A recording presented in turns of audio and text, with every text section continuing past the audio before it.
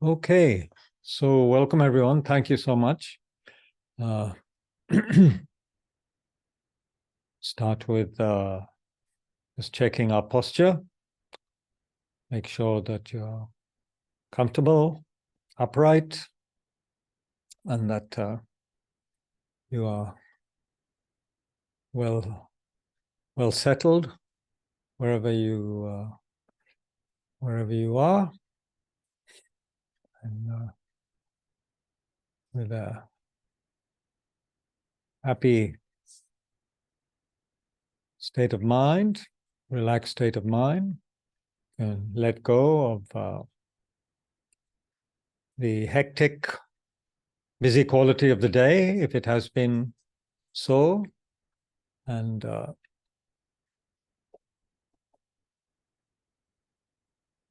bring your attention to the body sitting on the cushion or chair.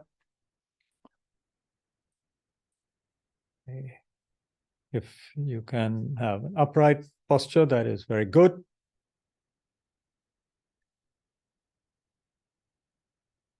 Well grounded in with your feet either cross-legged, or if you're sitting on a chair or cushion, with both of the soles of your feet on the ground.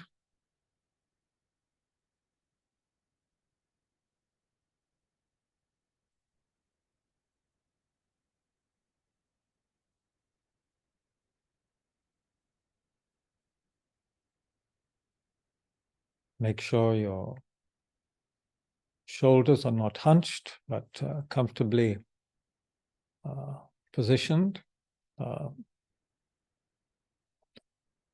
with the head tilted slightly forwards, downwards. Arms relaxed by the side of the body, with the hands in the lap or on the knees.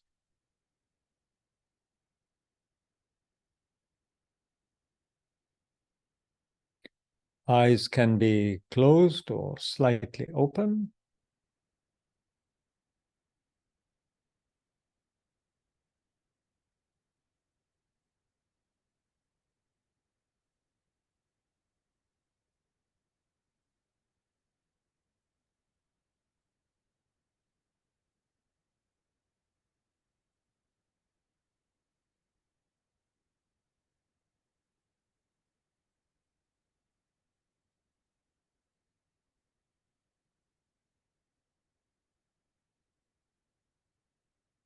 Bring the attention to the fact of the breath, the breathing in and out that is occurring. And we can bring the attention to the tip of the nostrils, the sensation of the air, the breath as it enters and leaves at that point.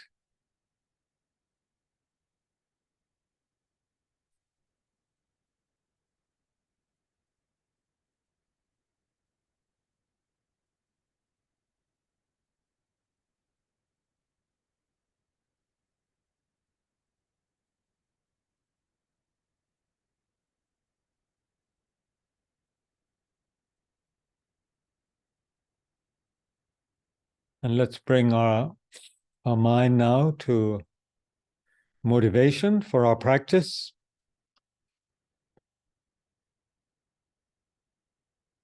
The motivation determines really what direction we will proceed in.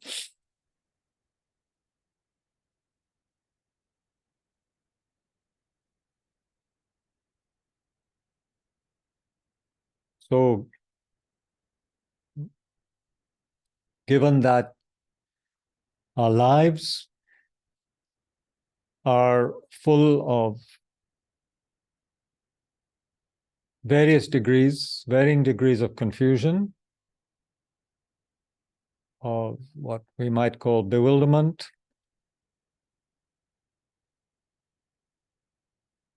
with the mind not really being under our control, but spinning off in all kinds of directions.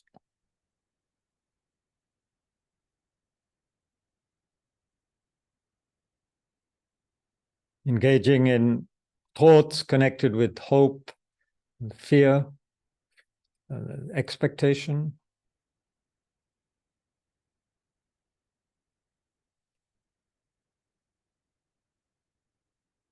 And neither are we strangers to anxiety and to various degrees of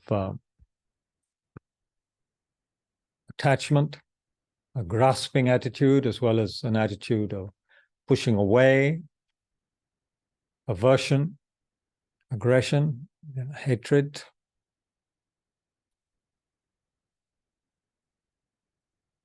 So we experience that, we see that in our own minds, in our own lives, and we see a kind of explosion of bewildered, confused, and very unwholesome energy in the world.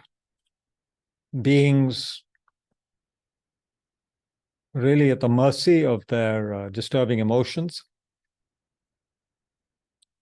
of their unsubdued, untamed minds, so that we have this very sad situation of beings experiencing pain and misery, sorrow, suffering again and again, when actually what we want is happiness.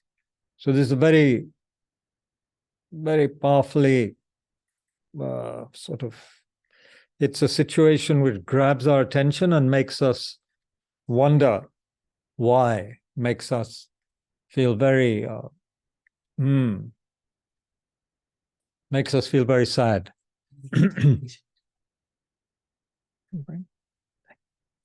So,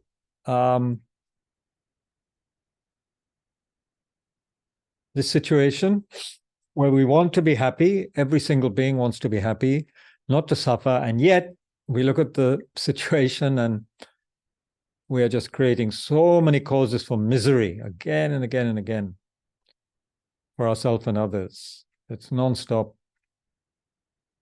due to the power of the disturbing emotions. So we see the situation, we see the suffering of others, as well as our own. And several states of mind can arise. We can feel a sense of weariness with all of it. We just get sick and tired of it, you know. We sometimes feel that we've had enough.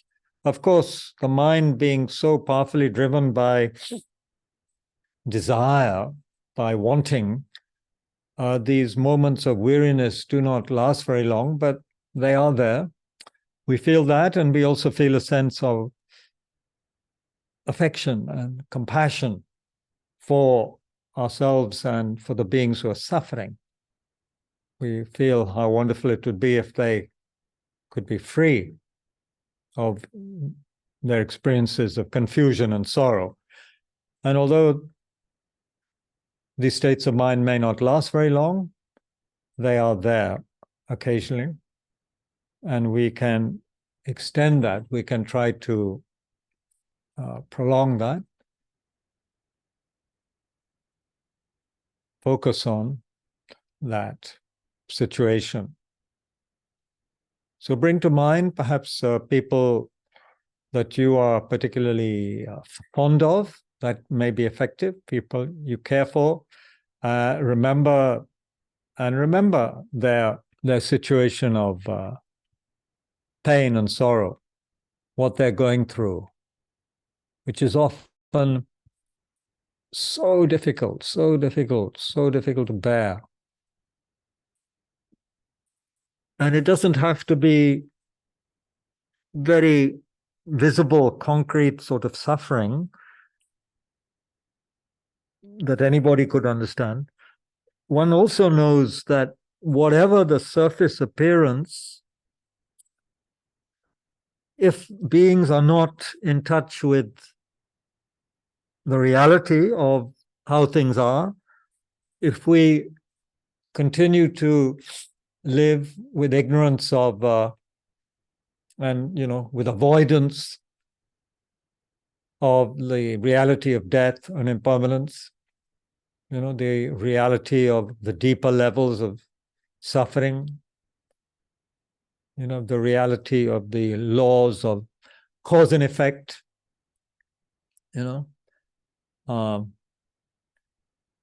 and fail to see the preciousness, incredible preciousness of this human life.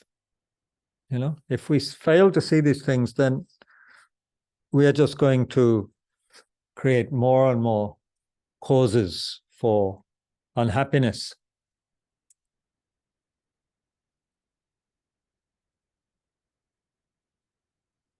So, seeing this situation, we develop a sense of real feeling for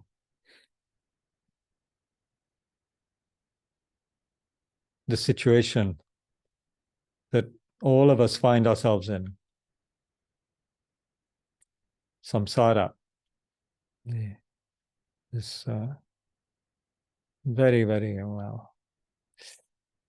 persistent continuity of suffering,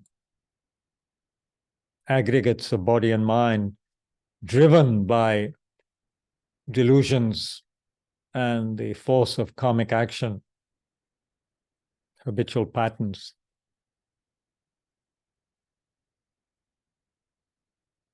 So think how wonderful it would be if beings could be free of all of this, free of this ignorance, which creates nothing but pain, free of this self-centered, self-cherishing attitude, which again brings nothing but misery for oneself and others. How wonderful if one could be free of that.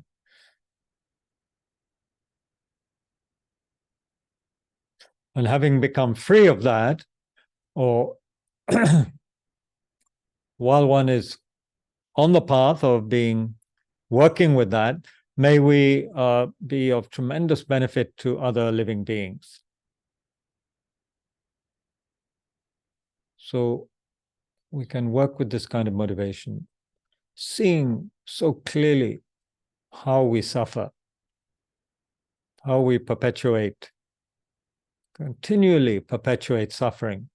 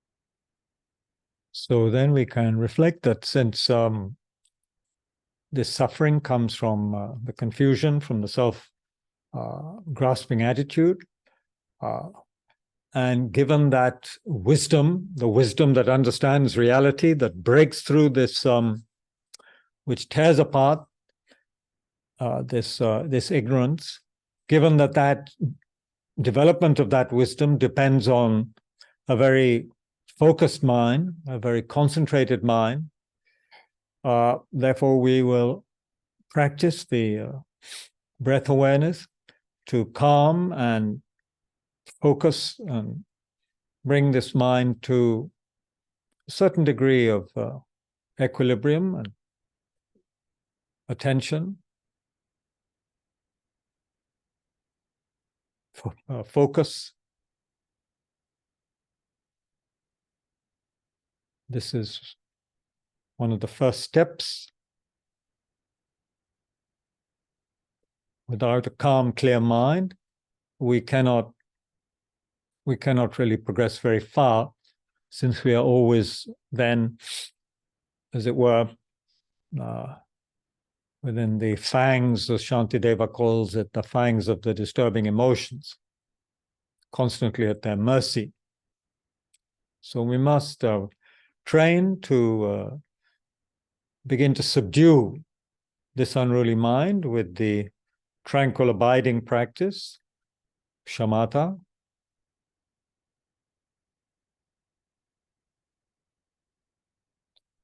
So bring the attention to breath, sense of stillness in the body.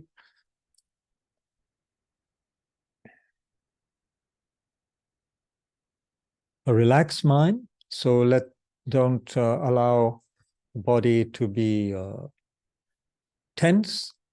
When we say don't allow, let there be a relaxed attitude. We're not trying to compete or achieve anything as such.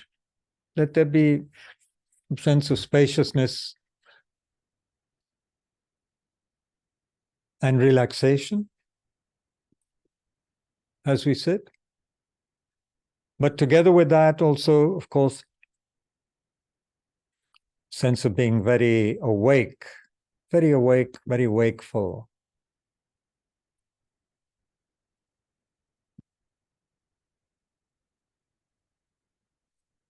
So stillness, sense of being relaxed, but also very attentive, focused.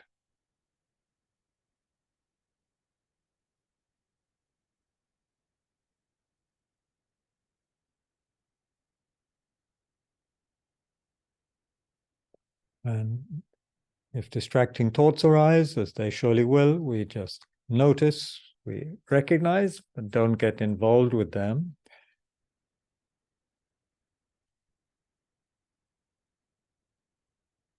Keeping a relaxed mind, we let them go and bring our attention back to the breath.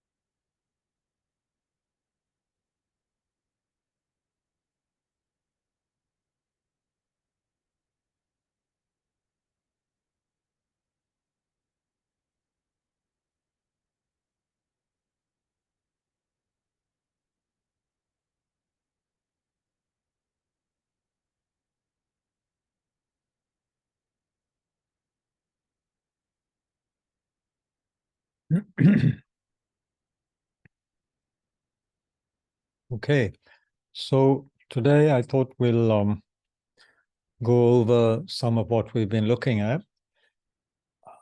a sort of revision through reflecting on some of what we have been looking at over the last few weeks in our investigation of creating the causes of happiness, and an investigation into habitual patterns and what we've called arrogance, the holding on to sense of self, I, me, mine.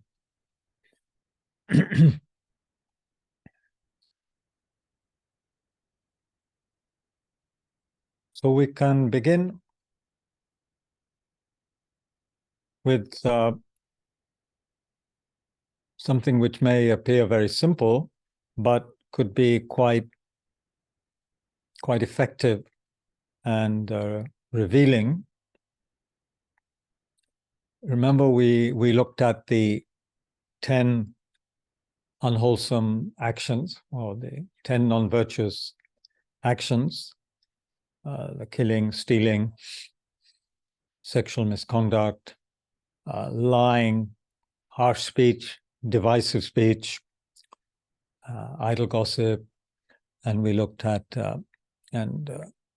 hostility, a hostile mind of covetousness, attachment, and in the mind full of wrong views.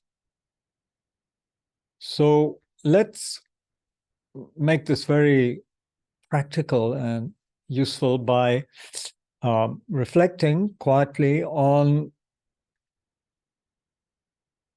which of these 10, out of these 10, obviously some will be impacting our life. It's unlikely that we can lead our life without being affected by any of these 10, So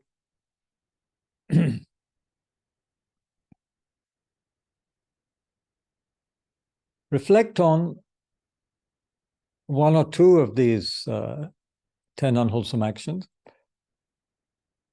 how they have infiltrated our life, what role they are playing in our life. If we can identify these actions, even in a subtle form,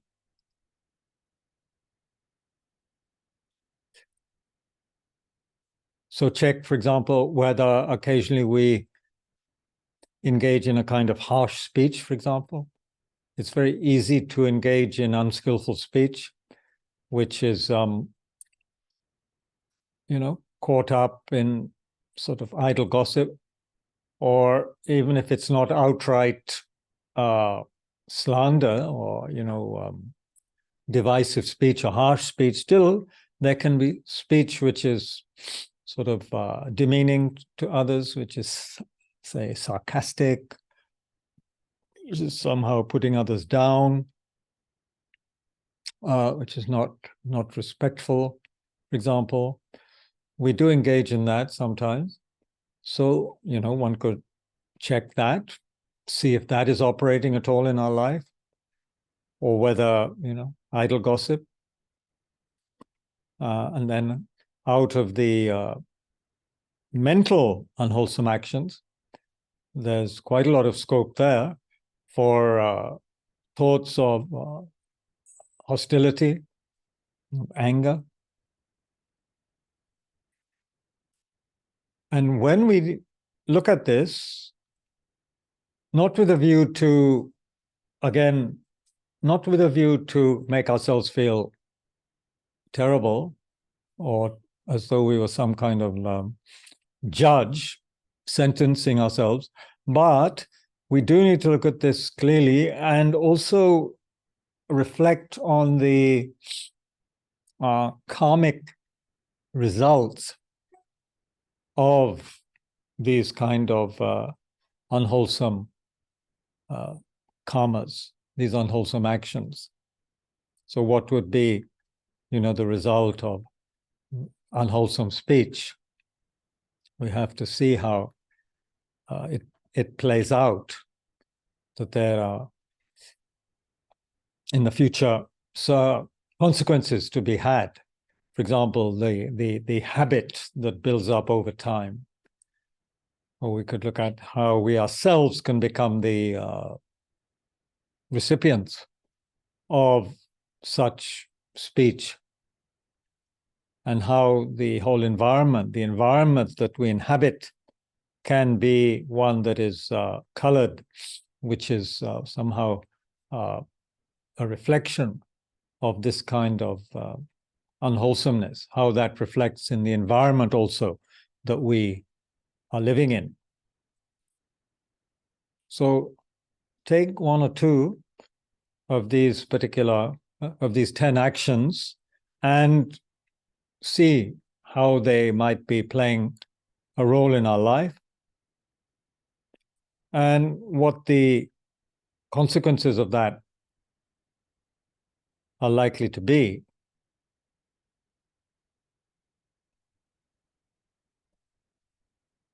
And this, try to be very, very precise, and to see clearly, try to remember how we do behave,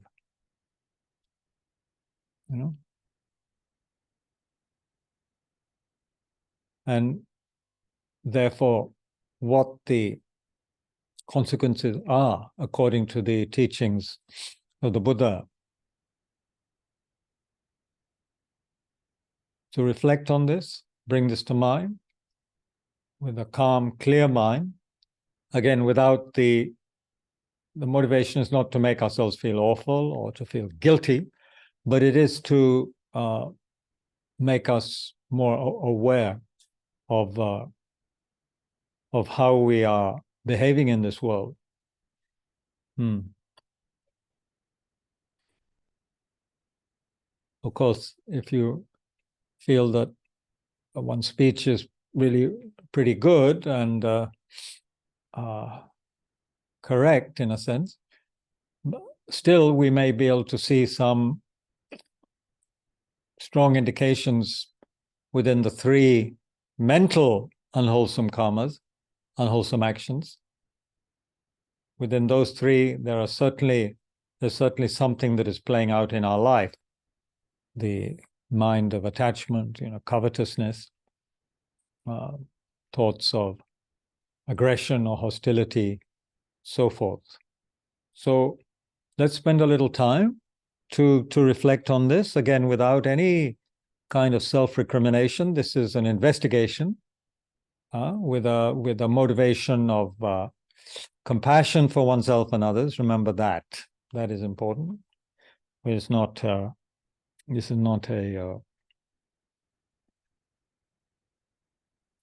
court, where there's a what they would call a hanging judge, in the old days, a judge who's renowned for prosecuting and ordering the guilty person to be hanged. Not like that. But we do need to reflect and see that our actions do have consequences. So please, let's spend some time on this. And when the mind, just spins off, doesn't want to reflect on this, just spins off in all kind of directions, we rein it back in. Just bring it back gently but firmly to the object, to the subject matter here.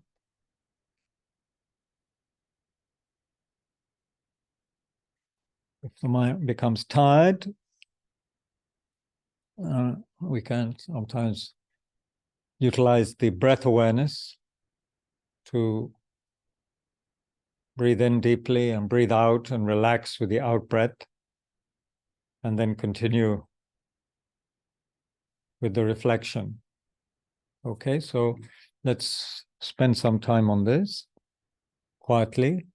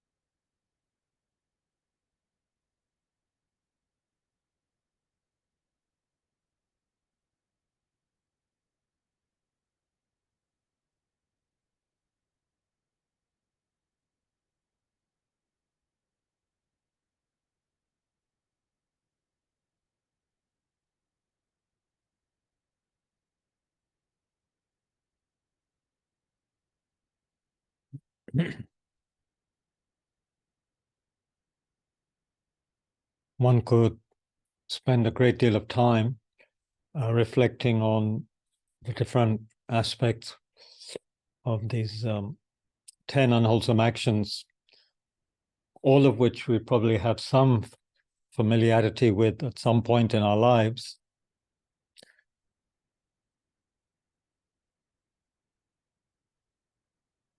But here we can move on to something else that we've been looking at, which is the habitual patterns. Habitual patterns are going to arise when we look at how, in the course of being slaves, if you like, of the confusion, of the self-grasping attitude, of the anger and attachment, and their derivatives, being under their force, under their power, and the actions that come out of that. It's obvious that we're going to be behaving in certain ways, and that these ways of behaving just perpetuate themselves again and again. There may be many patterns of behavior that we begin to engage in quite young, quite early in life, as a means to protect ourselves, if you like. We can talk or think, in certain ways. We are then, of course, also affected by the conditioning of family and society, and so forth. And we begin to take on those attitudes and those ways of thinking, behaving, even speaking. And before we know it, they've become patterns of behavior that are so, that we are so used to that we don't even realize that we're engaging in them or that we're thinking in that way. There's a kind of bias becomes inbuilt into our personality. It's like we've created a sort of safe, a kind of safe environment where we feel, or try to feel, secure with the way we think, the way we act, even what we want to eat, what we want to do, what we want to see. All of these becomes patterns. They can become patterns of behavior which just reproduce themselves, whether or not they are wholesome or not, whether or not they are helping us. We still engage in those activities, which could be as things like being caught up with certain habits, like, for example, perpetually, almost obsessively, again and again, wanting, some particular kind of stimulation or experience, connected with any of the five senses, with the sight, with, wanting certain visual stimulation or mental or oral, to do with, the ears or the mouth, with sense of smell. These five senses plus the mental sense are, of course, working almost, we could say, over time for us ordinary beings.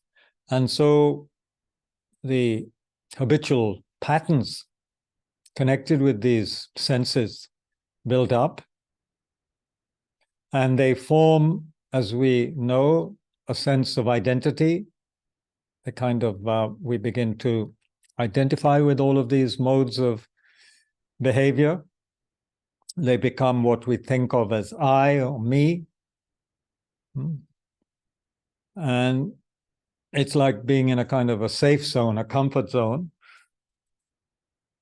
circumscribed by these behaviors, which then become so repetitive, so part of who we think we are, that that we just forget that some of them are not useful, and also some of them could be even quite harmful. And what they do is they prevent us from being very awake and aware and spacious.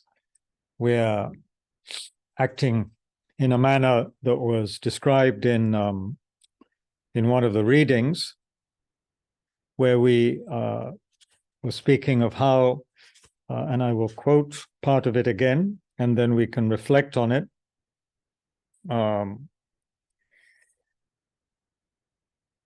The author spoke about how it's a kind of animal or instinctual kind of attitude that we have.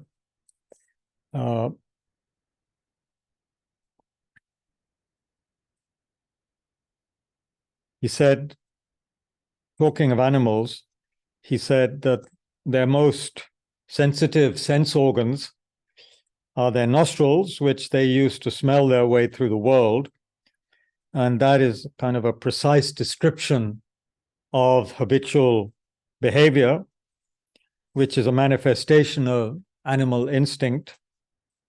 Habitual patterns allow you to look no further than 3 steps ahead of you. You're always looking at the ground, as it were, and you never look up at the bright blue sky or the mountain peaks. So one is caught up in certain small sort of cocoon-like world where we just perpetuate certain ways of behavior.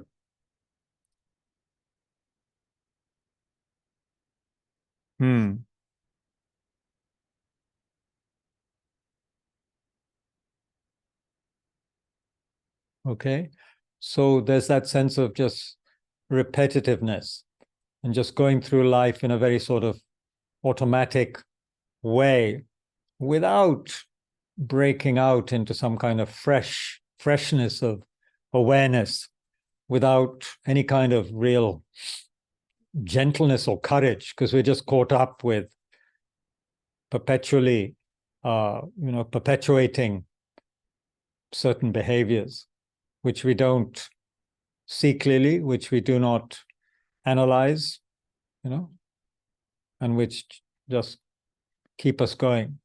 They are our reference points. They're very hard to change. So let's reflect on this one. What habitual patterns do I engage in? And this may be quite difficult because it's like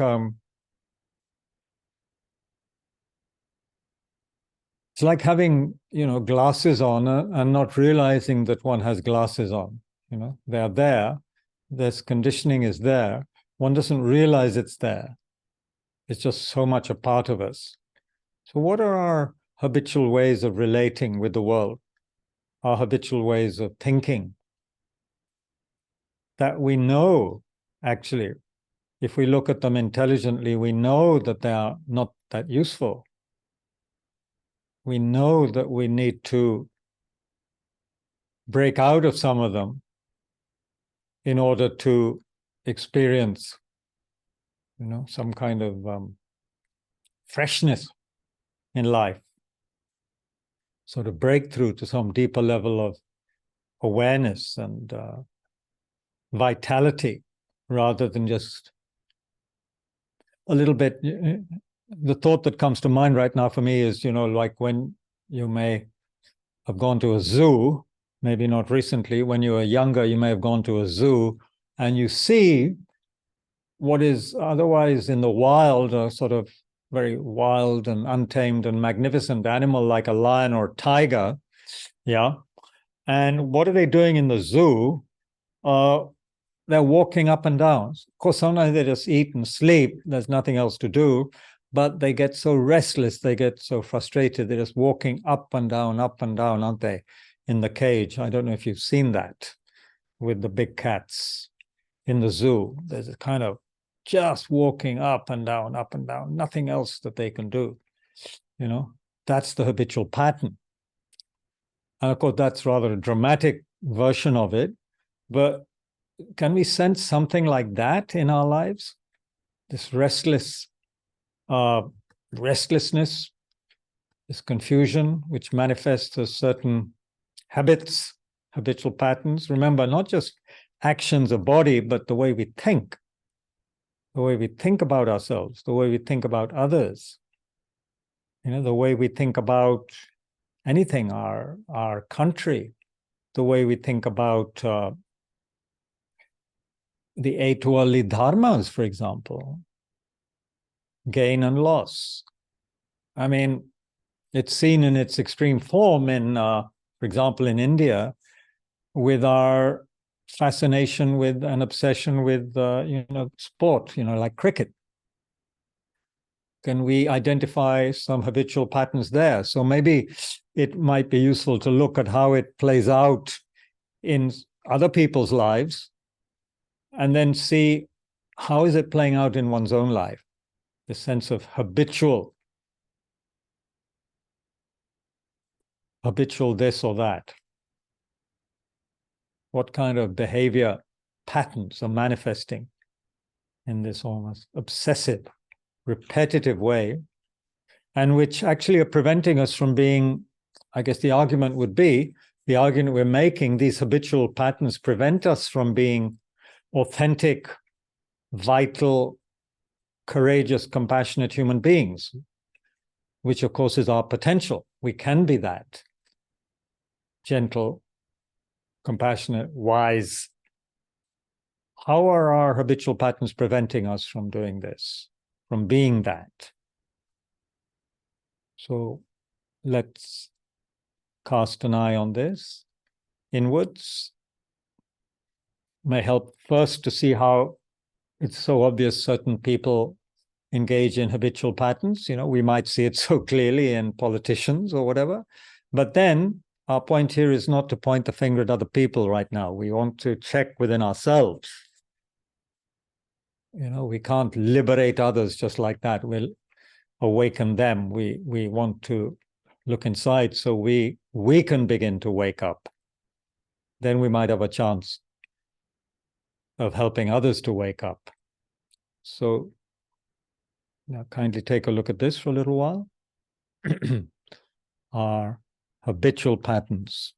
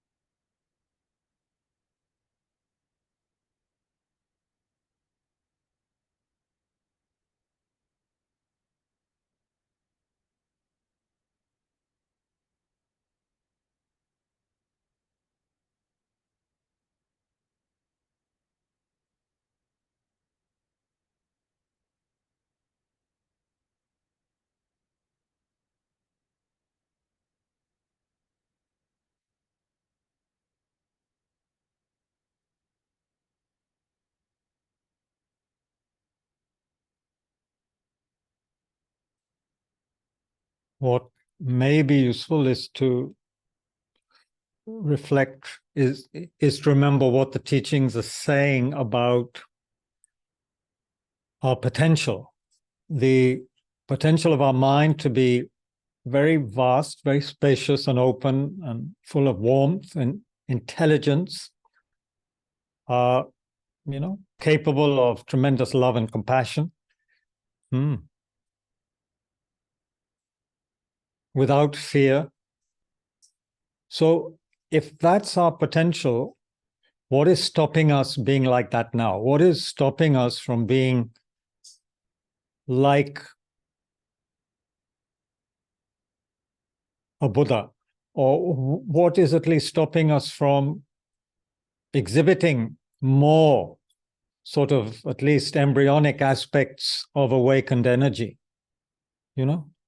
What stops us being joyful, spontaneous, open to reality? What stops us being more courageous, more empathetic, more compassionate?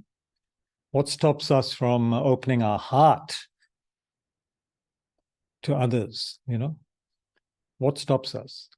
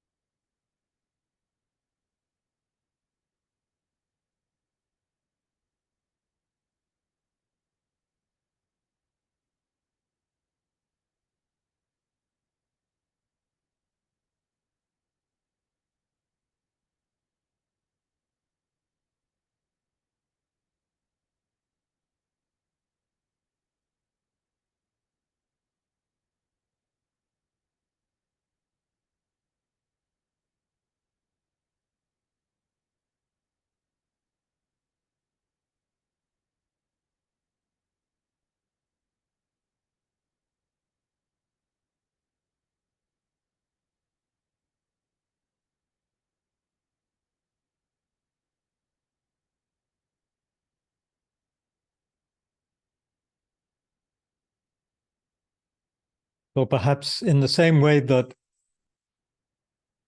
the sky is vast and spacious, and what obstructs that spaciousness, or appears to occasionally, is the clouds and the weather. So in a sense, our mind, our awakened potential is partially and temporarily obscured by the clouds and the weather of our habitual patterns. They obscure what we could be, what we are actually. They obscure it. Temporarily, it seems. Temporarily, it is said. Yeah, but sometimes they feel like a very powerful, inescapable sort of prison. But they're not.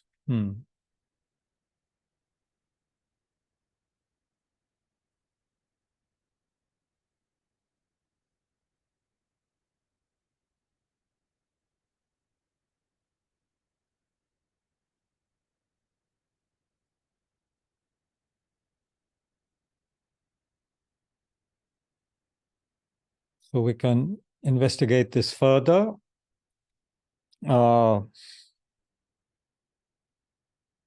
In our Sunday morning session at 11 o'clock. But we do have time perhaps for one or two points if anyone wants to make now, because I need to finish at 8 o'clock or so. But if there's anything that people would like to give some feedback on, then we can do that.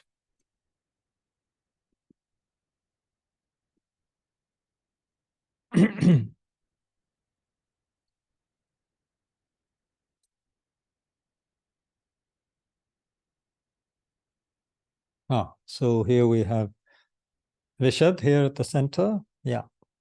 Kabirji, from the meditation, looks like these habitual patterns when we are trying to look at them or trying to identify them that each of us have, right?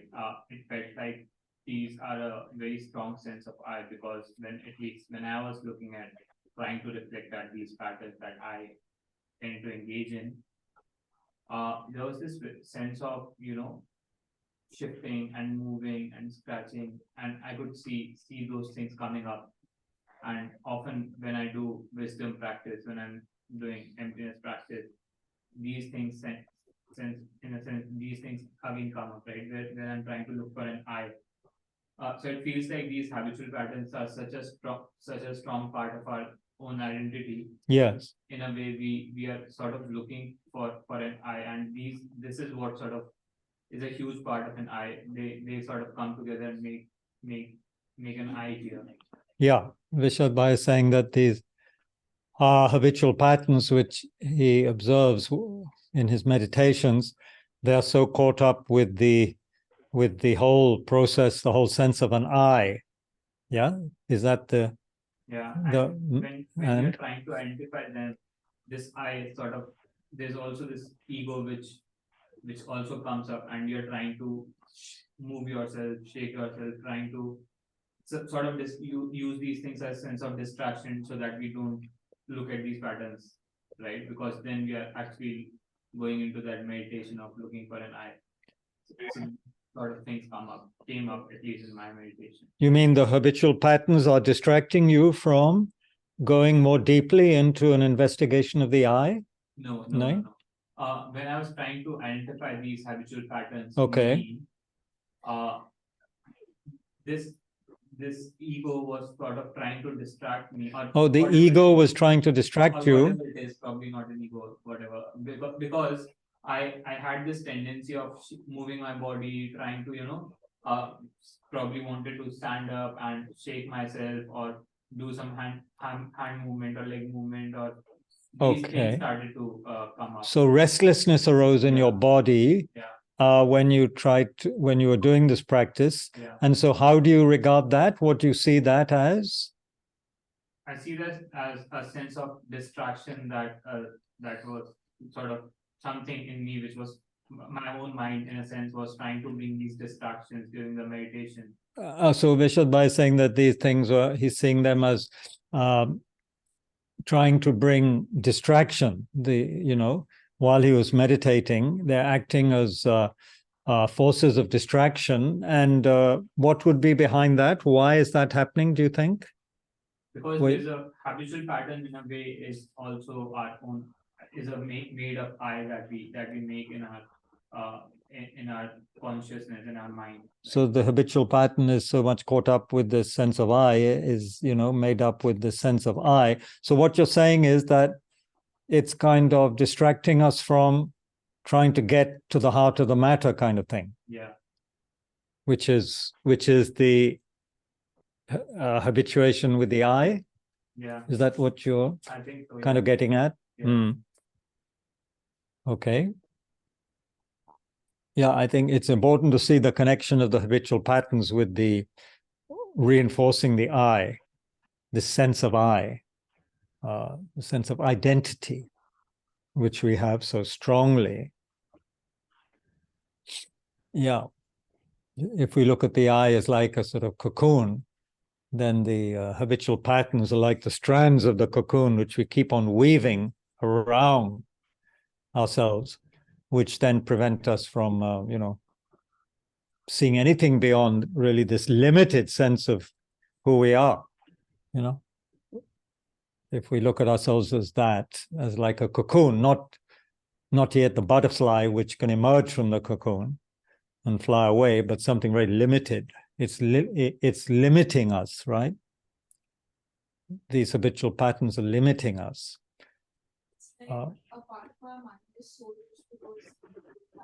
Yeah.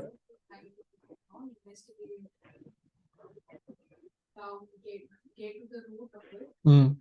That part of the mind is afraid that all this will go away. That part of the mind is what? Scared that this. Scared. Yeah. The fear of the loss of identity. Yeah. One is scared of a loss of identity that might occur if we go too deep. Since we identify so much with the habitual patterns, it's like, what will happen if we begin to break through them, then what is left, where am I? Their concept is the distracting, it's trying to distract. Trying to distract from what? From going deeper. From going deeper, yeah. Could be, there's some sense of self-protection going on. We don't want to. Also, of course, we may not have the mental power to go very deep now because we haven't developed much, attentional focus. Our minds are still untamed. So even if we wanted to, we might not be able to go as deep as we want because the mind is, flickering and getting distracted. So we'll continue with this investigation and go perhaps even more deeply into it in some ways on Sunday.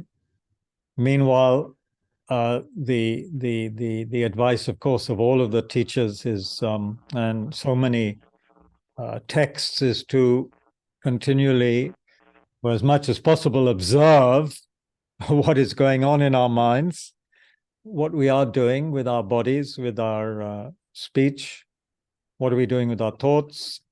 This is the most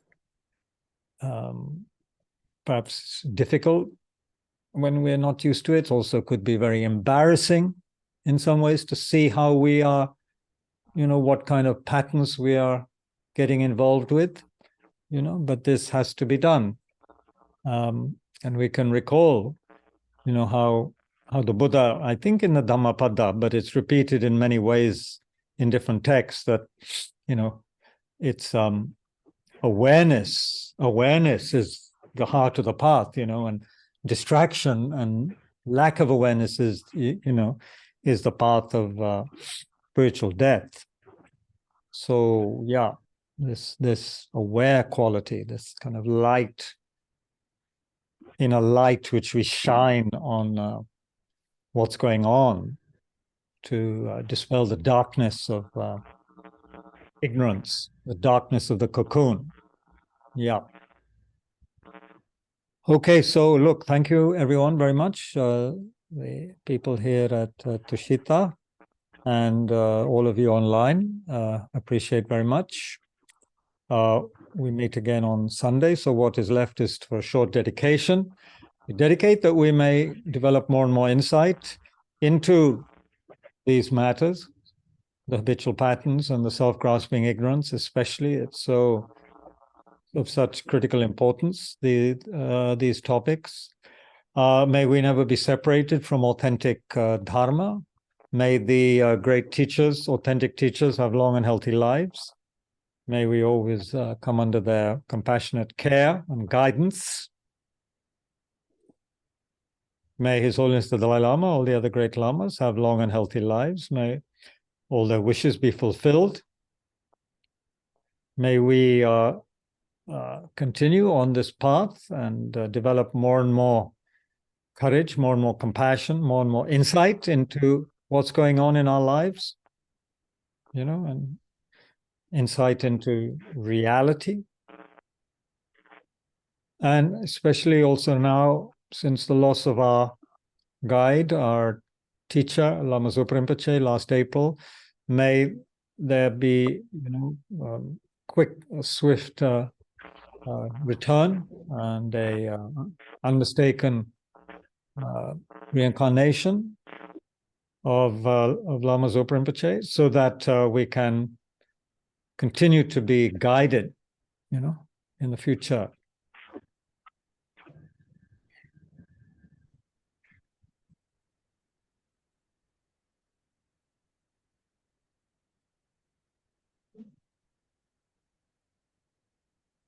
Okay, everybody. Neil, Klaus, Tia, Ajuji, Ekta, thank you all very, very much. Take care. Have a good evening. And see you all soon, I hope. Yeah.